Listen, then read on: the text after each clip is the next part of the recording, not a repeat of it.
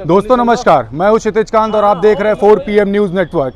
मुख्यमंत्री योगी आदित्यनाथ कुछ ही समय बाद शपथ ग्रहण समारोह में आने वाले हैं और शपथ लेंगे। यहां पर मैं इस समय भारतीय जनता पार्टी कार्यालय के पास मौजूद हूं। आप देख रहे हैं बाबा के तमाम समर्थक मेरे साथ खड़े हुए। सो लोगों से एक एक करके मैं समर्थकों से बात करूंगा और जानूंगा क्या कुछ खुशी है इनके अंदर और क्या कुछ कहना चाहते हैं। आप देख रहे हैं मेरे सामने यहाँ पर एक बीजेपी के गमछा पहने हुए एक नेताजी खड़े हुए। सबसे पहले इन्हीं से बात करते हैं। सर, आपका नाम क्या है? धनंजय पांडे। धनंजय जी, क्या कुछ खुशी है? कुछ ही समय बाद अभी मुख्यमंत्री योगी आदित्यनाथ शपथ ग्रहण करने वाले हैं।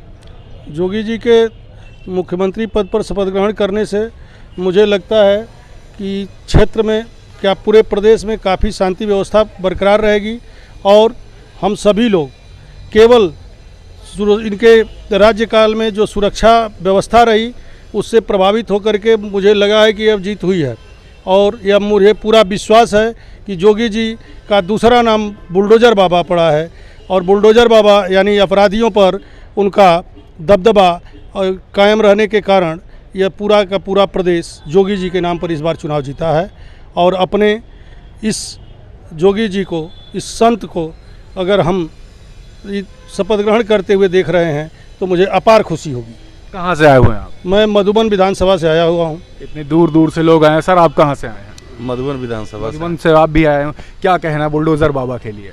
बुलडोज़र बाबा के लिए यही कहना है कि देखिए, सम्मान और सुरक्षा का उन्होंने जो बीड़ा उठाया है, एकदम समाज के निचले स्तर तक एकदम अंतिम पड़ाव पे जो खड़ा है व्यक्ति, वह भी लाभार्थी लाभ ले रहा है और आगे से लेके पीछे तक जो सोच रखता है वो सबसे बढ़िया मुख्यमंत्री हो सकता है। इनके अलावा कोई बढ़िया मुख्यमंत्री नहीं हो सकता। आपका भैया क्या कहना है? आप कहाँ से आए हुए हैं? हम हरदोई से आए हैं। सराफत नाम क्या है आपका? सराफत अली। क्या आप सराफत अली नाम है आपका? ये बताइए कि अभी मुख्यमंत्री योगी आदित्यनाथ शपथ ग्रहण करने जा रहे हैं, क्या खुशी है? अरे बहुत बड़ी खुशी है। क्या सोच रहे हैं, क्या कहेंगे? उन्होंने देश की जो जो है अपनी मुख्यमंत्री कुर्सी को छोटा समझा और देश की गरीब की दर्द को बड़ा समझा और उनके लिए 22 मुख्यमंत्री ही पद नहीं, 24 प्रधानमंत्री का भी पद बहुत ज़रूरी है कि ऐसे लोग जब प्रधानमंत्री रहेंगे तो देश का भला होगा। जो देशभक्त और राष्ट्रभक्त उन्होंने कोरोना काल में जो है क्वारंटाइन का सम्मान करते हुए और जो है अपने बाप की आग देने में वो नहीं शामिल हुए। ये उनका जनता के प्रति लगाव है और जो है उनके लिए मुख्यमंत्री पद का जो पद छोटा है और देश का संविधान गरीब उनके लिए बड़ा है।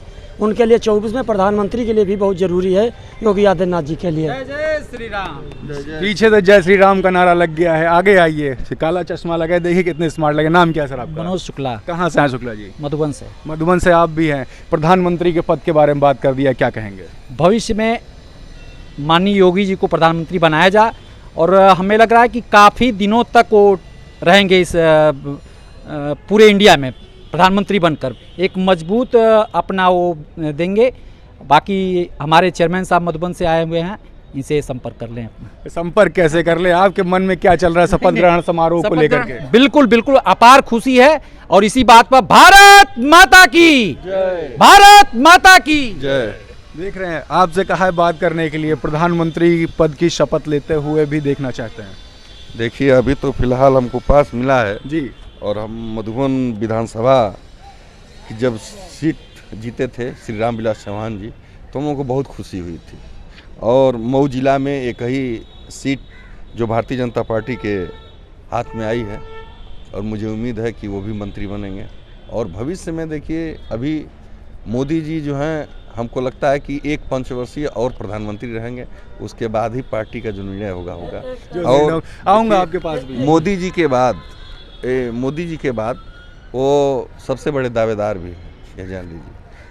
अच्छा, तमाम आला अफसर रहेंगे वहाँ पे, तमाम बड़े मुख्यमंत्री रहेंगे, जैसे राजनाथ सिंह आ रहे हैं, अमित शाह आ रहे हैं, उसके साथ में JP नड्डा आ रहे हैं। इन सबको लेकर के दिमाग में क्या चल रहा है? नहीं, हम लोग तो ये सूबा जो है उत्तर प्रदेश जो है वो सबसे बड़ा सूबा है देश का, तो यहाँ लाजमी है कि सारे बड़े नेता भारत के वो आएंगे और हम लोग तो अपने योगी और मोदी को देखने आए हैं। योगी मोदी रहेंगे, उन्हीं को देखने आए हैं। योगी मोदी के लिए? जी हाँ। बाबा बुलडोज़र के लिए क्या कहेंगे, कुछ शब्द? बाबा बुलडोज़र आज की डेट में तो प्रदेश में दूसरा नाम मैं कहूँगा कि योगी जी का मिला है और ये नाम काफ़ी पॉपुलर भी हुआ है। भारतीय जनता पार्टी का मंत्र था कि सबका साथ, सबका विकास, सबका प्रयास।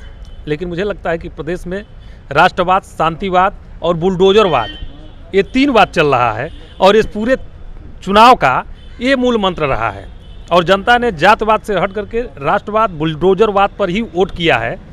और उसको देखने के लिए, उस ऐतिहासिक घड़ी को देखने के लिए मुझे गर्व है कि हम उस ऐतिहासिक पल का साक्षी बन रहे हैं और इसी उद्देश्य से, इसी दृष्टिकोण से हम लोग यहाँ आए हुए हैं। अच्छा, सबसे बड़ा मुद्दा जिस पे पूरी सरकार ने अपनी बहुमत से सरकार बनाई, सबसे बड़ा मुद्दा क्या सोचते हैं? देखिए, समाज में जो निर्भय का वातावरण बना है, माफियाओं पर जो दहशत बना है, यही सबसे बड़ा मुद्दा मुझको जहाँ तक लगता है कि प्रदेश में यही रहा है। जी, क्या कह रहे हैं, क्या कह रहे हैं? नहीं, मुद्दा तो जो अभी भाई साहब ने बताया वो सारे मुद्दे थे ही, लेकिन कोरोना काल में जिस तरह एक पिता के तौर पे मुख्यमंत्री जी ने एक पिता के तौर पे अपने पुत्रों यानी अपने पूरी जनता को जैसे भूखमरी से बचाया, जिस तरह से वो गांव-गांव, जिले-जिले हॉस्पिटलों में दौड़ते रहे, किसी को अनाज की कमी नहीं होने दी, कोई भूख से नहीं मरा। ऐसे स्थिति में जैसे अपने बच्चे को लोग पालते हैं, जनता को उन्होंने पाला। तो सबके बाद ये एक मुद्दा भी जो था सबसे बड़ा मुद्दा था। आप कुछ कह रहे थे, आइए आगे आइए, बोलें। देखिए, ऐसा है, गुजरात की जो प्रांत थी वो 7 करोड़ की थी जी, और उत्तर प्रदेश की प्रांत जो है वो है 21 करोड़ की। और उत्तर प्रदेश जो है वो दिल्ली की कुर्सी प्रधानमंत्री की तय करता है। और जो भी आज गाइडलाइन हो सकता है भूल चूक में ख़राब होंगी तो भारत सरकार की होंगी, बाकी उत्तर प्रदेश की योगी आदित्यनाथ जी की गाइडलाइन नहीं ख़राब है। हम तो ऊपर वाले से हम तो ऊपर वाले से मनाते हैं। देवस्थान मंदिर सामने है कि योगी महाराज का 22 में जो है 24 में प्रधानमंत्री बहुत ज़रूरी है। और योगी महाराज इस देश के जो है एक प्रधानमंत्री बने, एक विधाता हैं। और जब जब देश में क्षत्रियों का कोई देश पे विलम्भाई थी तो क्षत्रियों ने चढ़ बढ़ के जो है भाग्य को लिया। और देश क्षत्रिय परिवार का इस देश में बलिदान बहुत बड़ा है। इसलिए हम मानते हैं कि योगी आदित्यनाथ का एक जो क्षत्रिय का असर है वो पूरे देश के लिए और पूरे उत्तर प्रदेश के लिए हित होगा। जो 77 से 47 से 89 तक शासन रहा वो जो है बिहारियों के हाथ में रहा। वो बिहारियों के हाथ में ये इसलिए रहा, उन्होंने न बढ़ा और न बढ़ने दिया। अगर देश आज बढ़ा है तो केवल क्षत्रियों की ही बदौलत से बढ़ा है। इसलिए हम योगी आदित्यनाथ जी को पुनः जो है 24 में प्रधानमंत्री बनते हुए उस कुर्सी पे हम देखना चाहते हैं। और हम आपको बता दें, पूर्वांचल की जो भी लड़ाई लड़ी वो बाबा योगी आदित्यनाथ जी ने लड़ी।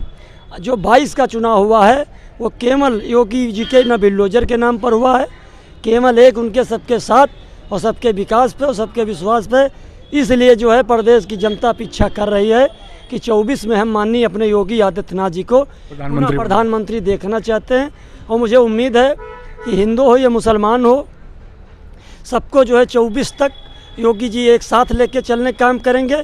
और 24 से 29 तक जो है एक देश में भाईचारा का और अच्छी इंसानियत का कायम रहेगा। और मतलब जो है कोई ऐसा दुर्भाव नहीं पैदा होगा। दुर्भाव वही पैदा करेंगे जिनके अंदर गंदी सोच होगी, मानसिकता नहीं सही होगी, नेक इंसान नहीं होंगे।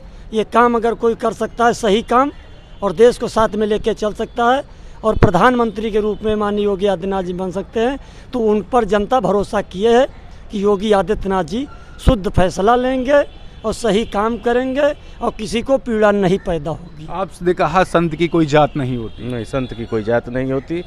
और सर्व समाज को लेके हमारे मुख्यमंत्री चल रहे हैं। जहाँ तक बात ये कह रहे हैं 24 में योगी जी को प्रधानमंत्री, ये इनकी भावना हो सकती है, ये अच्छी भी बात है। लेकिन प्रधानमंत्री के तौर पे योगी जी ने जिस तरह देश का नाम रोशन किया, जब तक वो रहना चाहें इस पद पे उनके लिए वही उपयोगी हैं। अच्छा, एक चीज हम योगी जी को छोड़ना भी नहीं चाहते प्रदेश से। जी बिल्कुल। एक चीज़ और पूछ ले, उन्होंने बोला कि एक सेकंड में मैं मेरा प्रश्न हो जाने दीजिए। उन्होंने बोला कि मैं 24 में प्रधानमंत्री के तौर पे योगी आदित्यनाथ को देखना चाहता हूं। तो आपका क्या चेहरा है? प्रधानमंत्री नरेंद्र मोदी के बाद अगला चेहरा कौन हो रहा है? किसको देख रहे हैं? देखिए, भारतीय जनता पार्टी में कार्यकर्ताओं की कमी नहीं है। कौन जानता था कि 2 ही प्रधानमंत्री दिया भाजपा ने, दोनों ऐतिहासिक दिया। अगला ऐतिहासिक कौन होने जा रहा है? अगला जब पार्टी तय करेगी। यहाँ कोई नहीं जानता कि जानता कोई नहीं, मन में दिल में कुछ चल रहा होगा। वो दिल में क्या चल रहा है वो एक चेहरा। अभी तो समर्थकों के दिल में कौन? प्रधानमंत्री के तौर पे मोदी जी के अलावा अभी कोई चेहरा नहीं है। अभी दिल में कोई चल नहीं रहा। नहीं, योगी जी को हम उत्तर प्रदेश से छोड़ने वाले नहीं हैं। अच्छा, अमित शाह क्या हो सकते हैं? अमित शाह ये पार्टी तय करेगी, इस पे कोई दिल में कमेंट समर्थकों के दिल में क्या चल रही है तो जानना नहीं। जरूरी है ना? मोदी जी के बाद अगर कोई चेहरा आता है तो योगी जी का ही आता है, क्योंकि बुलडोजर बाबा ही प्रदेश को जिस ढंग से सबसे बड़े सूबे को चला रहे हैं तो देश को भी चला दिल में देखिए योगी जी आपके भी हैं। आपके दिल में कौन है? हमारे दिल में तो बुलडोजर बाबा। बुलडोजर बाबा। काहे पूछें तो बताऊं? हाँ बताइए, क्यों नहीं बताएंगे? मैं भैया पिछली सरकार का भुक्तभोगी हूँ। पिछली सरकार तो आपकी फिर से रिपीट की है। इसके जस्ट पिछली जो सपा की गवर्नमेंट थी उसका मैं भुक्तभोगी हूँ। हमारे रिश्तेदारी में दो की हत्या हुई और अपराधियों का नाम मुकदमे से निकलवा लिया गया जबरन, और वो पुलिस जो है मूक बन के जानती थी, लेकिन उसके बाद भी वह यह नहीं कह पाई कि ये अपराधी है। और इन चीज़ों से लोग पीड़ित थे, त्राहिमाम मचा था। 5 साल तक मैं बंदूकों के साये में जीता रहा कि लगा कि अब मर जाएंगे, कल मार दिया जाएगा। तो इस तरह का जब भयमुक्त हुआ है तो मैं ब्राह्मण विकास परिषद का भी अध्यक्ष हूँ, और मैं अपने ज़िले से ये कहना चाहता हूँ कि सारे ब्राह्मण एकजुट होकर के, मुझे विश्वास है कि पूरे प्रदेश में ब्राह्मण प्रत्याशी हमारे सामने रहते हुए हम अपने विधानसभा में हम लोगों ने भाजपा में श्री रामविलास चौहान जी को जिताया, और बहुत मजबूती से ब्राह्मण जो है भाजपा के साथ खड़ा था। आप जी कुछ कह रहे हैं? हाँ, मैं ये कहना चाहता हूँ, ब्राह्मण हमेशा चाहता है, हमेशा वह जो है लोक कल्याण की बात करता है, अपने कल्याण की बात कम करता है। वह अपने भूखे रह करके पूजा करता है, तपस्या करता है, लेकिन चाहता है कि पूरे विश्व में शांति बनी रहे, पूरे धरती पर शांति बनी रहे। इस नाते हम शांति के पुजारी हैं, और हमारे समझ से गौ की रक्षा, धर्म की रक्षा, ब्राह्मण की रक्षा इस योगी सरकार में जितनी बेहतर है, मुझे नहीं लगता है कि फिर किसी दूसरे सरकार में होगी। इस नाते मैं योगी जी को अपने इस युग का परशुराम मानता हूँ, क्योंकि या तो अपराधी जेल में हैं या तो ऊपर जा रहे हैं। और परशुराम जी ने भी सिर्फ हैहव वंश के लोगों का नाश किया था, यानी जो उस समय यातताई थे उनका उन्होंने वध किया था। हत्या और वध में यह अंतर है कि सज्जन व्यक्ति की हत्या होती है, सज्जन व्यक्ति की हत्या होती है और अपराधी का वध होता है। हमारे यहाँ वध और हत्या में अंतर है। इसी नाते हम लोग गौ हत्या कहते हैं। तो मेरे समझ से गौ, ब्राह्मण और धर्म की रक्षा योगी से बढ़िया कोई नहीं कर रहा है। और एक और बात, उस व्यक्ति पर कोई जातिवाद का आरोप भी नहीं हो सकता। मैं उनकी तुलना परशुराम से इस नाते करता हूं कि परशुराम जी का भी ननिहाल क्षत्रिय कुल में था। जिस प्रसाद से वो पैदा हुए थे वो भी क्षत्रिय गुण के लिए था। उनके मामा जो विश्वामित्र जी थे, जिस प्रसाद से पैदा हुए थे, वो भी घर द्वार छोड़ करके वो संत होना था तो संत हो गए। तो मेरे समझ से वो आज योगी जी इस युग के परशुराम हैं। इस युग के परशुराम। बार बार कुछ रिपीट करना चाहते, बोले। देखिए, परशुराम की कोई बात थोड़ो रहे जो अगर आप किसी भले आदमी पर इतना बड़ा लांछन लगा रहे। उन्होंने चाहे दलित हो, चाहे एससी हो, चाहे मुसलमान हो, चाहे सवर्ण हो, योगी जी ने सबका सम्मान किया है। कत्तो अगर ब्राह्मण कुछ करें तो रामलीला, और कोई करे तो बलात्कार। तो यहाँ पर कोई एक जात की बात नहीं है, योगी जी ने सर समाज की बात की है। सर को क्या कहना चाहता, बोले। नाम पहले बताएं। मेरा नाम सचिन चौरसिया। कहाँ से हैं सर? मैं बहुत पीड़ित हूँ। बताइए क्या पीड़ा? माफिया ने मेरी ज़मीन छीन ली है। मैं थाने पुलिस के चक्कर आ रहा हूँ। सीओ कहता है आ जाओ, एसएसपी कहता है कल परसों आओ। मैं चक्कर पर चक्कर लगा। कहाँ से आए हुए? कहाँ से आए हुए? मैं रहता हूँ योजना भवन पे। क्या समस्या हुई है पूरी? ज़मीन मैंने छीन लिया बिल्डरों ने। समस्या बताइए, समस्या पूरी बताइए। समस्या ये है कि मैंने बिल्डर एग्रीमेंट किया था। उसने कहा कि मैं 2 लाख रुपए देंगे और तुमको पहला 30 छत देंगे। पर्ची कागज पे सही करा लिया, मेरी पूरी ज़मीन छीन ली। और इसमें बचा वाले का लड़का उसमें इन्वॉल्व है। मैं थाना पुलिस में जाता हूँ, पुलिस रोज कहती है आ जाओ, कल आओ, परसों आओ। मेरा बयान ले लिया, मुकदमा नहीं लिख रही है। मैं कमिश्नर साहब से कहा कि मेरी फाइल इंटरेस्ट कर रही है। तो कह रहे आज बुलाया, कह रहे 5 शपथ के बाद होगा। कभी शपथ से पहले बुलाते, कभी शपथ के बाद बुलाते हैं। मैं रोज हफ्ते के बाद चक्कर लगा रहा हूँ, सुनी नहीं रहा कोई मेरा पुलिस मेरी साथ। किसके पास गए थे आप सबसे पहले? कमिश्नर साहब के पास। कमिश्नर साहब ने क्या बोला? कमिश्नर साहब ने कहा कि सीओ से जाके मिलो। सीओ ने मुझे 1:90 पे बुलाया, फिर उसने कहा कि तुम थाने पर आओ। थाने पर मेरा बयान लिया, फिर कहा एसपी सिटी से मिलो। इन्होंने ये नंबर दिया। समस्या पूरी क्या है? समस्या एग्जैक्ट बताइए, एग्जैक्ट समस्या। मेरी जहाँ मुख्यमंत्री बैठे जो जमान पे, वहाँ मेरी ज़मीन थी, वहाँ बिल्डरों ने ज़मीन मेरी छीन ली, फर्जी कागज साइन करा के हमको। किस बिल्डर है, नाम है कुछ? जिशान नाम का व्यक्ति बिल्डर है, उसमें शर्मा चाय वाला लड़का भी इन्वॉल्व है। उसने मेरी जबरदस्ती ज़मीन खाली करवा दी, मुझे पैसा भी ले दिया और मेरी पूरी ज़मीन छीन ली। हम तब से दौड़ पूछ थाना पुलिस कर रहे हैं, कोई सुन ही नहीं रहा है।